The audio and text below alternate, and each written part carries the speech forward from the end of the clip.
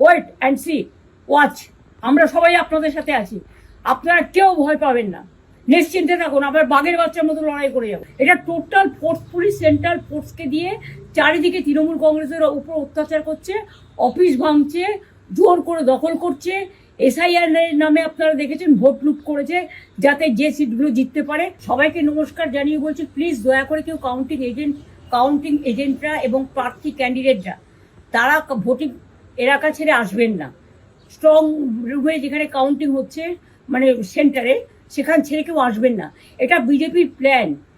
প্রথম 2-3 রাউন্ডে আমি কালকে থেকেই বলছি যে ওদেরগুলো আগে দেখাবে, আমাদেরগুলো পরে দেখাবে। এবং অনেক জায়গায় 2-3 রাউন্ড কাউন্টিং করার পরে প্রায় 100টা জায়গায় কাউন্টিং বন্ধ করে রেখে দিয়েছে। এবং কল্যাণীতে ধরা পড়েছে 7টা মেশিন যেখানে কোনো মিল নেই।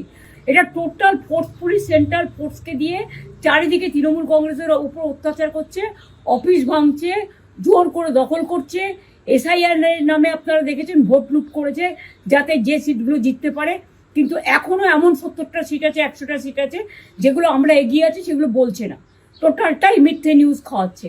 আগে ডিআইসিও এই খবরগুলো দিত, কিন্তু তাকে কালকে চেঞ্জ করে দেওয়া হয়েছে। টোটালটাই ইলেকশন কমিশন নিজের ইচ্ছে মতো খেলছে এবং সাথে কেন্দ্রীয় বাহিনীকে নিয়ে। এবং আমাদের পুলিশরা টোটাল মাথা নত করে কেন্দ্রীয় বাহিনীর আন্ডারে কাজ করছে।